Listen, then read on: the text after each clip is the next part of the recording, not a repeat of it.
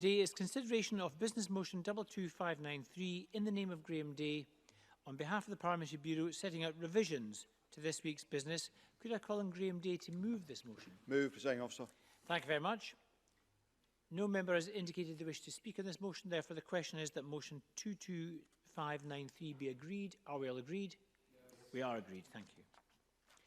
We're going to turn now to topical questions. Our first question today is from Jamie Green.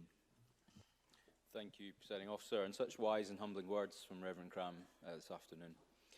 To ask the Scottish Government how many pupils have tested positive for COVID-19 since schools reopened. Cabinet Secretary John Swinney. Presiding Officer, since the start of term, 77 young people aged 12 to 17 have tested positive and 40 children aged 5 to 11 have tested positive. Jamie Green. Can I thank the Cabinet Secretary for those numbers? Perhaps in his response he could give an indication of how many pupils have been tested that have elicited those positive results.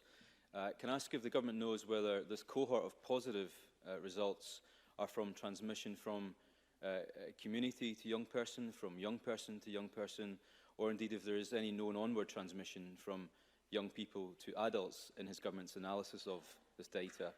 And can the Cabinet Secretary give a cast-iron guarantee that full and successful contact tracing has taken place in every single household of those pupils who have tested positive? Cabinet Secretary. In relation to the first point that Mr Green raised in relation to the number of tests that have been carried out, the number of pupils that tested positive in the 12 to 17 age group were 77. The numbers that tested negative were 11,208. And in the 5 to 11 year category, 40 pupils tested positive and 28,664 tested negative. The 5 to 11 positivity rate out of the total was 0.1%, and the positivity rate in the 12 to 17 age group was 0.7 percentage points.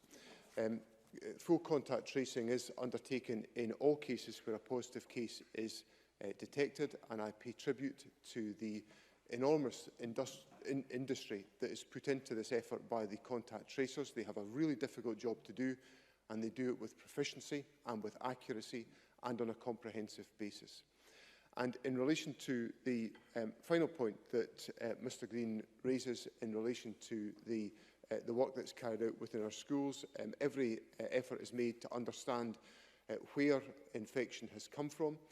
I would say that on the evidence that I have seen, most of the contraction of the virus is coming within household settings. That's not on every case, but I would say that's the predominant explanation is in household situations, and that may also be informed by international travel, which is resulting in quite a number of the cases with which we are wrestling. Jamie Green. Can I thank the Cabinet Secretary for that helpful update, those numbers? So just to clarify, there have been over 30,000 tests of young people, of which just over 100 have tested positive. Last week, the Scottish Conservatives highlighted the issue of access to testing. Clearly, there's a rise in the number of people seeking testing, perhaps as a symptom of children going back to school. We also have called on the Government to supply every school with a number of home testing kits. A simple move which would benefit those from vulnerable households or those who are unable to easily access mobile or drive-through testing facilities. Can I ask the Cabinet Secretary if he agrees with this suggestion, and if not, why not? Cabinet Secretary.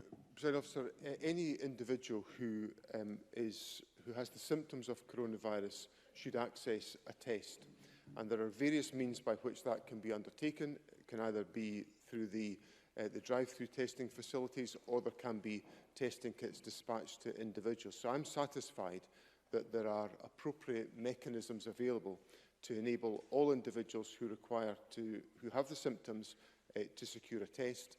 We are seeing increasing numbers of tests being undertaken.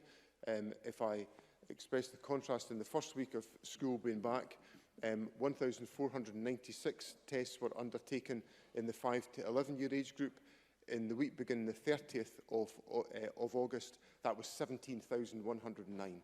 So, sorry, week ending 30th of August was 17,109. So more than a tenfold increase in testing undertaken within that age group. So I'm confident that we have an appropriate level of testing in place to meet the needs of individual young people.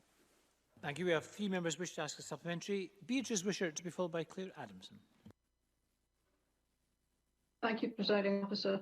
The Cabinet Secretary said that teachers, nursery and school staff would have access to testing on demand, and this was to provide additional reassurance to those working in schools. Can the Cabinet Secretary confirm if this additional testing route is now in place in all local authorities in Scotland, and can he confirm how many tests have been undertaken via this route? Cabinet Secretary. The testing route is available in all local authority areas. I don't have the data on how many staff have accessed that particular route, but if we can disaggregate the data to answer the question, I will write to Beatrice Wishart with the detail. Thank you. Claire Adamson to be followed by Alec Rowley. Thank you, Presiding Officer. Yesterday evening, Cabinet Secretary, I was retweeting St Aidan's High School in my own area, who had placed the open letter from Professor Jason Leach onto their Twitter feed. Can I ask the Cabinet Secretary what the rationale was for releasing the letter, and how can we better disseminate the important information that is in it? Cabinet Secretary. Presiding Officer, we took the decision to release the letter to provide some greater clarity to parents in distinguishing between what is a common challenge and problem at this particular stage in the year, which is the prevalence of the common cold when schools return, and to create greater information about distinguishing between those symptoms and those of COVID, which are fundamentally different. So the National Clinical Director's letter was designed to assist that. It's been widely shared. I'm delighted to hear it's been shared within Claire Adamson's constituency. And while I'm on the subject of schools, I want to pay tribute to schools who adapted very swiftly yesterday to the introduction of face coverings in secondary schools. And I spoke to a number of head teachers in the course of yesterday who paid tribute to the extraordinary levels of compliance from pupils with the guidance that came into effect yesterday. And Alec Rowley. Thank you, Presiding Officer. Is the Cabinet Secretary satisfied that the resources that are needed in school to provide protection against COVID is being made available by the Government? And I raise this specifically because I have taken up with the Education Authority in Fife the fact that many teachers have told me that local budgets are being cut. Local budgets that were meant to go on learning and teaching are being cut in order to provide sanitizer and PPE. So will he give me that guarantee that the Government are making that money available, and will he look specifically at Fife where there are clearly issues? Cabinet Secretary. I've seen the reports to which Mr Rowley refers about Fife and individual schools. The situation is this. The Government has made available £20 million directly to local authorities across Scotland on a distribution formula agreed by local government, which is designed to meet the additional costs of school reopening. So that's new money that's been put on the table by the government. We've also said that where local authorities tabulate the extra costs of reopening schools in the post-COVID climate, the government will look at those financial costs, and we have also said that we're prepared to meet a further £30 million worth of costs. So the scenario that Mr Rowley puts to me of schools being asked, for example, to dip into their learning and teaching budgets to provide for sanitizer should not be arising, given the fact that the government has put up to £50 million of new resources in place to meet exactly the costs which are imperative to be met within schools so that our schools can be as safe as possible. And if Mr Rowley has any specific examples that he wishes me to pursue, I will happily receive those from him. Thank you. Question number 2, Rhoda Grant. To ask the Scottish Government for what reason the Scottish Welfare Fund is reportedly being underutilised. Cabinet Secretary Shirley-Ann Somerville. The figures we have published today show that crisis grants increased by 45% during April and July, with expenditure increasing by 62%. This shows that the continuing combination of UK welfare cuts alongside the economic impact of COVID-19 unfortunately means the Scottish Welfare Fund is far from being underutilised. As part of the £350 million community funding announced in March, we more than doubled the fund, anticipating more people would need this additional financial support, not just during lockdown, but right throughout this year. As the member knows, the fund is delivered by local authorities and we continue to work with them to improve awareness of the fund. I am considering further ways of how this can be done to ensure people know about the fund and that as many people as possible who need the support are able to access it. Rhoda Grant. The impact of COVID-19 on people with low incomes is stark, and many desperately need assistance to meet even their basic living costs. However, the data highlighted by the Poverty and Inequality Commission shows that throughout April, May and June of this year, the Scottish Welfare Fund was underused, with only £8.6 million spent across these months, which is more than £1 million less than the same period last year. And that's only 15% of the budget available this year. At this point last year, 25% of the budget had been spent. The Commission have subsequently stated in the 3 months at the epicentre of the biggest public health crisis in over a century, it does not seem right that the money allocated to the Scottish Welfare Fund is not being used to maximum benefit. It's clear that the Scottish Welfare Fund cannot be being accessed by all those who need it. So when the Scottish Government are considering how they increase access, will they commit to raising awareness of the fund and having a campaign highlighting how those in need can access it? Cabinet Secretary. Well, part of the reason for the figures that have came out over the past couple of months is between the crisis grants and community care grants. So local authorities have spent 62% more on crisis grants between April and July than they did in the same period last year. And that does show they're responding significantly to the increased demand for support from people facing financial crisis. Demand for community care grants provided to support people to live independently is lower than last year. And since community care grants are typically 6 times the value of a crisis grant, it's perhaps not surprising that overall expenditure has been reduced. This may be, as some local authorities have reported back, because there has obviously been a reduction in new tenancies and house moves, proving that there needs to be therefore a reduction in demand for community care grants. It is, however, something that the Scottish Government is keeping a very close eye on. As I said in my original answer, this fund is delivered by local authorities, but I am keeping close consideration to what else needs to be done at a national level to ensure that those who require the support of crisis grants at this time are aware of their existence, and I will work with local authorities to ensure that we do just that. Rhoda Grant. While the forthcoming Scottish Child Payment is welcome, we know it won't be paid for another 6 months. Families across Scotland are struggling due to the effects of the pandemic, and they need help now. We know there's money available in the Welfare Fund, and the Poverty and Inequalities Commission believe that a cash-first approach is the most dignified way of helping those in need.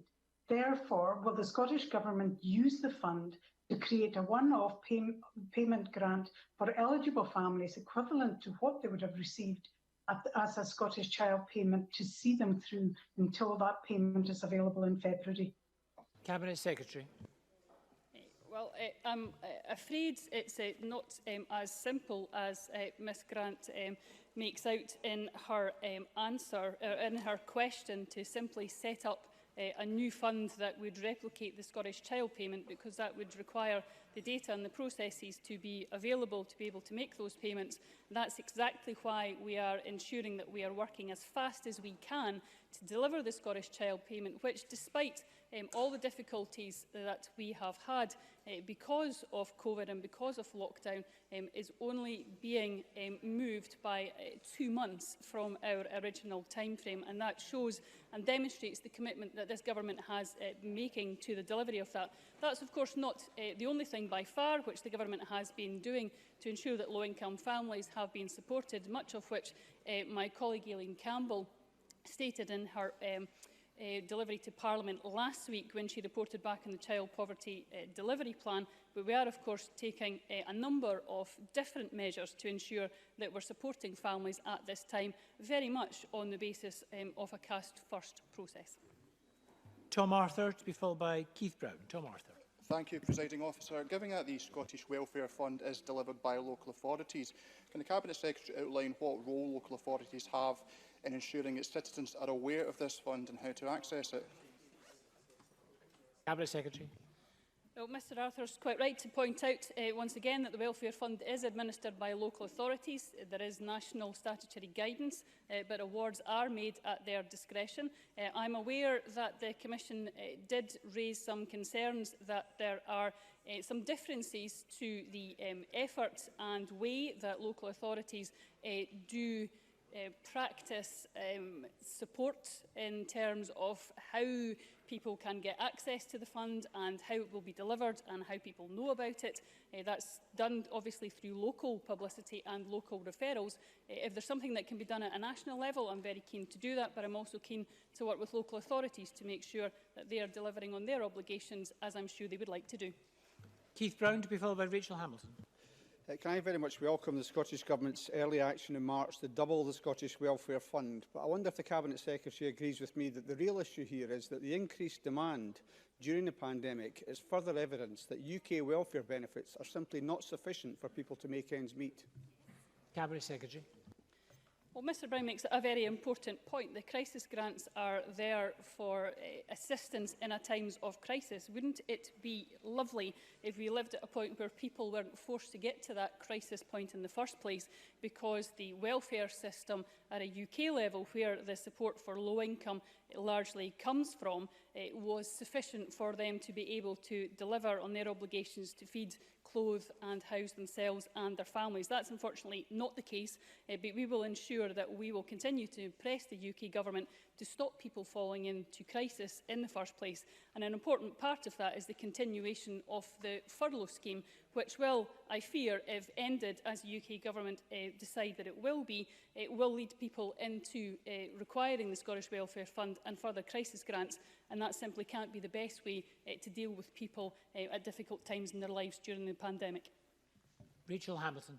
Thank you, Presiding Officer. Women in particular have been disproportionately affected by the COVID-19 pandemic. And may I ask if the Scottish Government will consider utilising underused funds to prioritise the need of lone parent households or those with childcare and care responsibilities. A practical suggestion might possibly be that the access to online services are unavailable to these people and therefore perhaps support because face-to-face services have not yet resumed.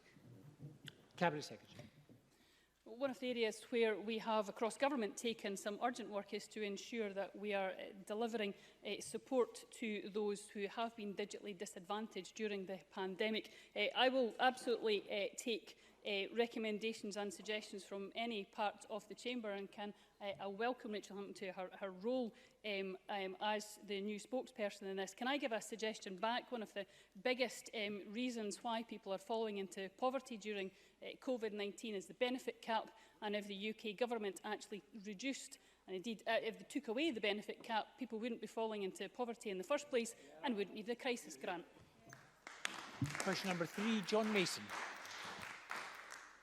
Thank you, Presiding Officer. To ask the Scottish Government what advice services are available to people across Scotland and whether it considers that such services are adequate. Cabinet Secretary, Eileen Campbell. Thank you. There are numerous organisations which provide advice to people across the country, from small local community organisations to large national organisations, including the Citizen Advice Network, Shelter, Step Change, and of course local authorities also provide advice services for their communities. The Scottish Government recognises that access to independent advice plays a critical role in helping people to understand and exercise their rights and to seek solutions in a range of areas such as housing, debt and social security entitlements. These are funded through a mix of local and national government funding as well as other sources. The Scottish Government invests over £12 million for a number of projects delivered by a variety of advice services across Scotland. John Mason.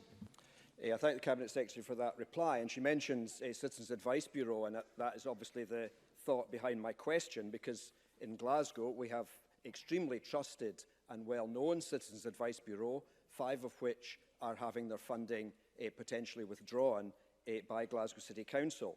Now, I don't think CABs are perfect. I think in some ways they are old-fashioned.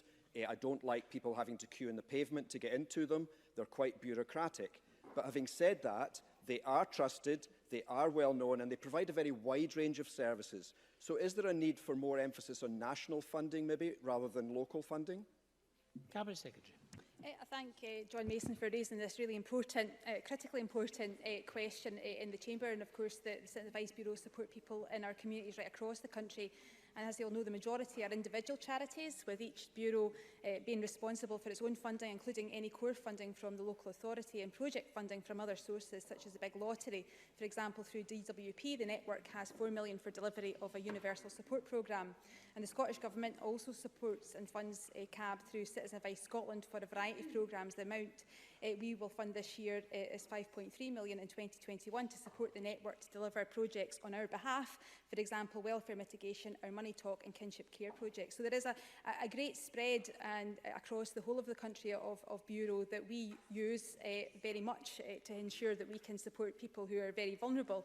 And I understand in terms of the context of Glasgow that there is meetings ongoing to discuss how they can hopefully move forward. So I will await the outcome of those meetings and therefore and thereafter make sure that we can work collectively to make sure that we always do what we can to make sure those that are most vulnerable and most financially challenged receive the help that they need at the right and the most appropriate way. John Mason. I do thank the Cabinet Secretary for that further answer and going into quite a lot of detail. I mean, I think that what we heard from Glasgow City Council was that some of the CABs put in a very good application, some of them put in quite a poor application. So there does seem to be an inconsistency in the sector. And I just wonder if we need the sector to be more joined up and if we need to be dealing more directly with CABs from the Scottish Parliament rather than through Citizens Advice Scotland. Cabinet Secretary. Again, you know, there's a set out that each Citizen Advice Bureau is individual, works on an individual basis and is responsible for its own funding, and that we as a government put significant resource into CAS to make sure that we can get support to people who require it. The situation in Glasgow is a situation for Glasgow to be dealing with. I'm not privy to some of the applications to determine whether or not there's been a difference in quality of application. What I do know is that I understand that ongoing discussions are taking place in Glasgow, and we'll await some further information from that to see where that takes us. But if there are ways in which we can make sure that the support is as well coordinated as possible, because ultimately we're all focusing on the positive outcomes for individuals and we want the individuals to get their support in the right way. I'm happy to further engage on that, but in this case, in Glasgow's situation, it has been a decision for Glasgow, and we'll wait to hear what the discussions come out with, and also would certainly encourage for those discussions to be ongoing. Thank you, and apologies, I'm afraid, to Patrick Harvey and Polly McNeill, who both wish to ask a supplementary, but I'm afraid we have to move on to the next item of business, which is a